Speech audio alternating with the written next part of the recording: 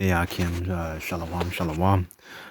First and foremost, I'd like to give all praises, glory, and honor to Yahweh, Ba'ashem, Yahweh Shai, Ba'ashem, Rakakadash. Double honors to the apostles and elders of Great Millstone for teaching us his truth. And salutations to the sincere Akim and Akwaf that may listen. May the blessing of election be over your house. My name is Brother Requai. I'm back in here with another video. And for today, just like to be discussing this article that I came across, and I just wanted to bring this out and bring in a couple of scriptures, and a couple of other little topics here and there, and hopefully, you'll find this an edifying lesson. So without further ado, let's just get straight into the article.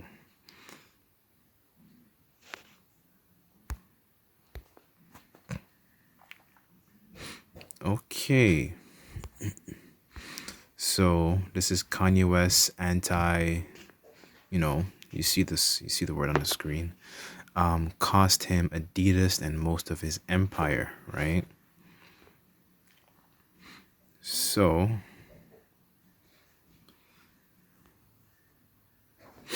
here it says Kanye saw his sprawling multi-billion-dollar business cleave Tuesday from the largest backer,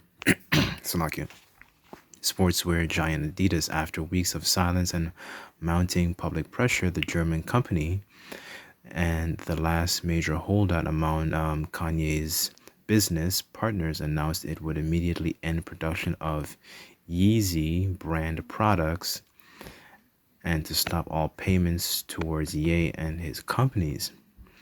So further along, it's a bit of a long article, so I'm just gonna get a couple of the quick points, right? So here it says Yeezy generated an estimated $2 billion a year, close to 10% of the company's annual revenue. Morningstar analyst David Schwartz said Adidas said the split will cost the company 250 million euros this year. All right, so I want to link the article down in the description, but I'm just gonna hit a couple, points. Adidas can recover from this short-term impact, but the financial hit to Ye has been instantaneous. Ye once bragged he was the richest black man in history. For Forbes estimates that $1.5 billion of his net worth was tied to the Adidas deal, while $400 million comes from his real estate, music catalog, 5% from his ex-wife Kim Kardashian's shapewear, so and so. All right, so we're just going to skip that. So let's just boil down to more on, I guess, what he said. Okay, so down here, it reads, in the weeks since, he has doubled down on the so-and-so rhetoric. Ye, who said his previous erratic behaviors were a result of bipolar disorder, unleashed on a 10-minute diatribe on the podcast Drink Champs, where he ranted about, the ish people and repeated the anti-Sem tropes. In the same interview, he also falsely claimed that George Floyd, a black man killed by Minneapolis police, died from fentanyl injection. All right, so further on down here, it reads in it, so I'm just going to start at this paragraph. In it, he suggested his children should learn about Hanukkah and not Kwanzaa, because at least it would come from some financial engineering, right? So, what I just wanted to bring out from this article is the fact that, Kanye is being used by the Heavenly Father to actually bring out a lot of information about, our people and who we are and where we originate from, our customs and our traditions. However, he doesn't know the full truth, but he's revealing it piecemeal, right? Right. So, people, who are hearing about this, they're going to get inspired and they're going to think, okay, let's do some research and figure out, and the elites are going to be able to find out more and more about who they are and understand, like, okay, what this man is saying is true, right? So when he was on this podcast, he did describe as the Jews as being black, right? So I just want to deal with that quick point right first. But first, I just want to get to the point where, he's being used to be able to actually bring out the truth, even though he's not in the truth and doesn't know the full truth, right? So I just want to get a quick precept. I didn't put this on the list, but, to make a quick point.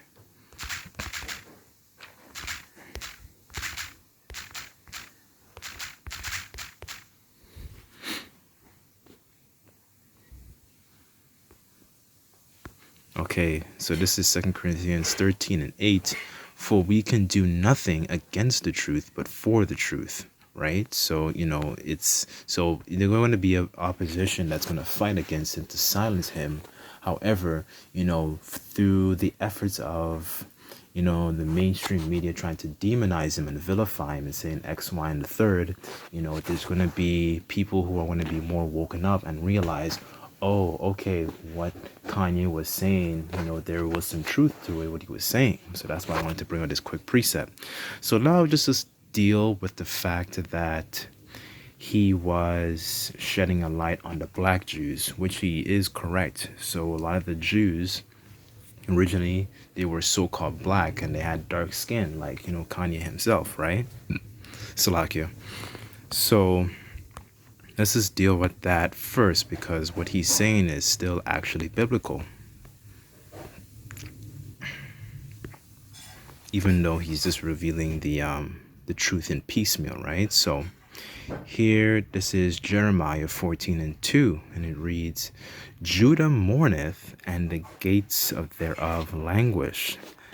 They are black unto the ground, and the cry of Jerusalem is gone up, right? So let's just deal with this word black here, right? So I'm going to go to the interlinear.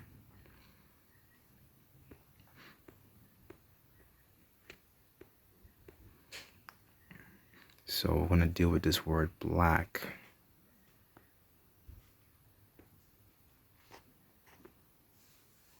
So right here, the word is kadar, right? So I'm just going to play it. Strong's H, 6937. Kader. Kader. Right? So, okay. So when you go into its usage, it means to be dark, to darken, right? So somebody who has dark skin, right? So these are this is an example of showing you that the original Jews had dark skin, right? So, okay, so let's go back to the lesson, because I just wanted to read out an excerpt as well, because it also shows that there were Jews, it's a lot of Negroes and Southern Kingdom tribes. We fled from Roman persecution, right? And we fled as refugees into Africa, right? And from there, through the transatlantic slave trade, we ended up in different parts of the Caribbean, and then we ended up in different parts of the United States, right?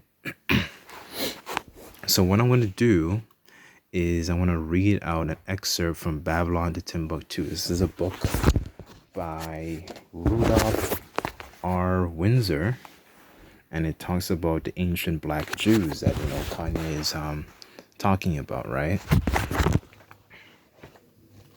So what I want to do, just be patient with me really quick. Just a little history about what we were doing and what we were doing prior to our presence in Africa. So this is page 84 in Babylon to Timbuktu. I'm just going to read it out for you, brothers and sisters. So so this is page 84, and it reads this. In the year 65 BC, the Roman armies under General Pompey captured Jerusalem in 70 AD. So this is during the time of the 12 Caesars, right? So you can find that breakdown. It's written in 2nd Esdras 11, and it speaks about the 12 feathers, right? Okay, so in 70 AD, General Vespasian and his son Titus put an end to the Jewish state with great slaughter. During the period of the military governors of Palestine, many outrages and atrocities were committed against the residue of the people. During the period from Pompey to Julius, it has estimated that over 1 million Jews fled into Africa, right? So we were not always dwelling there. We were fleeing there because, Jerusalem was being attacked during the year of 70 AD. Fleeing from Roman persecution and slavery.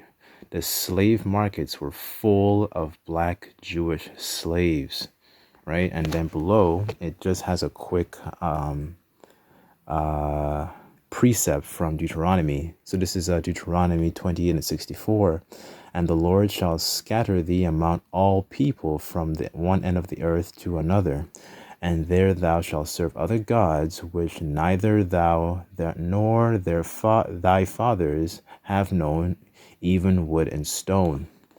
Right? This prophecy and all the residue of the prophecies contained in Deuteronomy 28 befell the black Jews after they disobeyed the laws of the Most High Yahweh.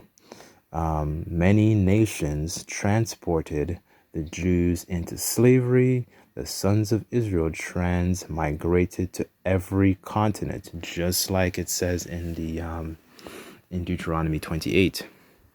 Right? So what Kanye is bringing out, he doesn't have the full truth. The full truth, is coming from, our apostles and our elders on down that are bringing out the full truth.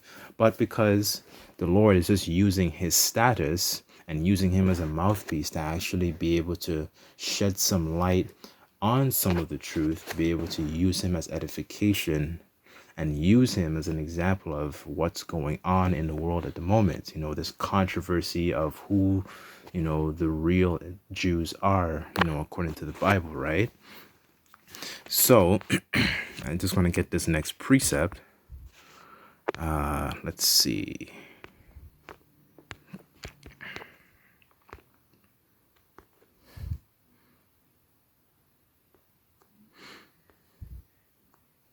Okay, so this is 2 Corinthians 10 verse 3. For we walk in the flesh, we do not war after the flesh. Verse 4. For our weapons of our warfare are not carnal, but mighty through the Most High Yahweh to the pulling down of of strongholds, right? So this is a stronghold that's still on our mind. The fact that we constantly believe that the Jews are someone else, are the people in the land of Israel right now, and that's not entirely the case, right? They don't fit the prophecies that's actually written in Deuteronomy 28, right? And this is what Kanye is calling out. This is what the men of the Lord and as well as our apostles have been saying for the last, 20, 30 plus years, right? I'm just using Kanye as also that example as someone who's in the world who's actually that's spilling some of the truth, but not fully saying it full blown, right? Verse 5, casting down imaginations and every high thing that exalted itself against the knowledge of the Most High, and bringing into captivity every thought to the obedience of Hamashiach, right? So, just to, you know, explain. Oh, Salaki for the delay, for the pause there. Okay, so verse 5, casting down imaginations and every high thing that exalted itself against the knowledge of the Most High Yahweh, and bringing into captivity every thought to the obedience of a Mashiach, right? So, this is, this is a spiritual war that we're fighting here, right? This is not a carnal war where we're using swords and weapons, right? Because there is a veil that's been put all over our people, right? Because they are completely oblivious to knowing who they really are, right? And this is what Kanye is doing, right? He's and this is what you know the apostles have been doing, ever since they began teaching, right? They've been showing and explaining that these are the people who actually fit, and we are those people who are under those curses up to this day, right? So, all right, so let's go to the Apocrypha.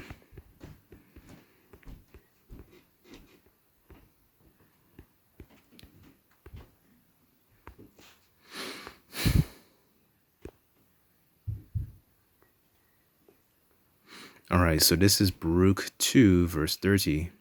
For I knew that they would not hear me, because it is a stiff-necked people, right? So, our people are very, very stubborn when it comes to, it comes to trying to understand and get some understanding of why they're in the position they're in, and, get into that spirit of actually trying to repent and being able to, turn back to the Lord, right?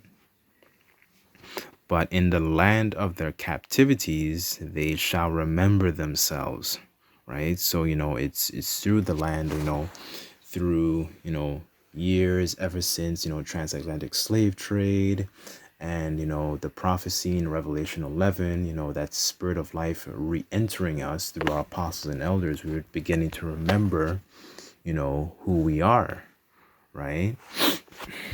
Starting from the apostles, their teachers, and, our apostles on down, we wanted to get an understanding of who we are and, turn back to the Lord and continuously be in that spirit of repenting, right?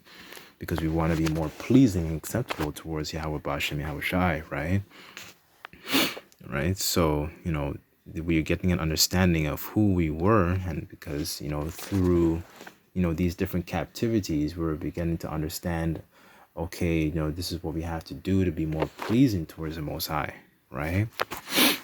So, just to touch on that, and I just wanted to touch on one of the quick points about, him losing all these deals with Adidas and, all this stuff, right? Because, essentially what Kanye has in comparison to a lot of our forefathers back in, in the ancient times, it's really, what we really have is just crumbs, and you see that he's losing it bit by bit, right? What you really have is really not much, right? You don't really have the wisdom. He doesn't have the wisdom of, the Lord and Yahweh Bashem, Yahweh Shai, what our the doctrine of what our apostles and elders have been teaching us, right?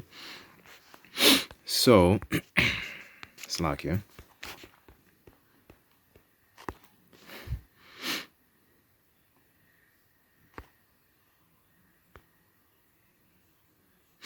Okay, so this is Luke 16, verse 20. And there was a certain beggar named Lazarus, which laid at the gate full of sores, right? So, Lazarus, this individual named Lazarus, this is a parable, and Lazarus is a representation of the nation of Israel, right? because we know we're at the lowest of the low. In our captivity, we're not in a high position in society at all. We're a lot of us climb and fight our way to actually try and be at the top, but this world is not ours, and we're not in rulership, right? Verse 21, and desiring to be fed with the crumbs which fell from the rich man's table. And the rich man represents these elites, these banking families who are on top and who pay, these, upper people, upper class, so-called jakes that are up in, Hollywood, people like Kanye and Jay-Z and your Beyoncés and so on and so forth. But there's only very far few of them, right? And these crumbs represent the little things that, Jake, that us Jakes get that's actually in this world, right? Things like, food stamps, welfare, social credit, little things that just keep, to be sustained, all these different tax credits that are available for, if you're from a single mother family, all these just little benefits here and there that's to get you, just to keep you going, right? Because, back then, if I take, for example, a person like Job. Job had lots of land, and he had servants, and he had animals, and so on and so forth, right? He was a very wealthy man. Jake is not in that position today, right? So him losing all these business deals, is an example and a manifestation of what you have is really just crumbs at the end of the day. And in his high regard, his name, he's probably well known in different countries all over the world, but still at the end of the day, all this money is it still equates to crumbs, right? So I just wanted to bring that out. Let me just finish this up real quick. And desiring to be fed from the crumbs which fell upon the rich man's tables. Moreover, the dogs came and licked his sores, and the dogs just represent, these other nations, right? We have to go to all the other nations for, the want of all things, like it says in, Deuteronomy 28, verse 48, right? So anyways, that was all I just wanted to bring out.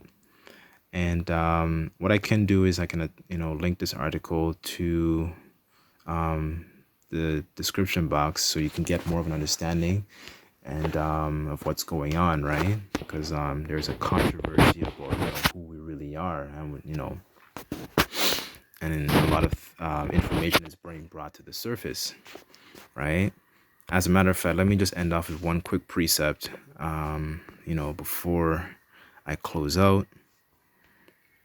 So this is Luke 8:17, and Yahushua said, "For nothing is secret that shall not be made manifest, neither anything hid shall not be made known and come abroad," right? So, the truth is being made public, and it's being made known, and Kanye is just a vessel to use that, to be able to reach out to our people and solidify and seal the elect, right? Wherever they are scattered to.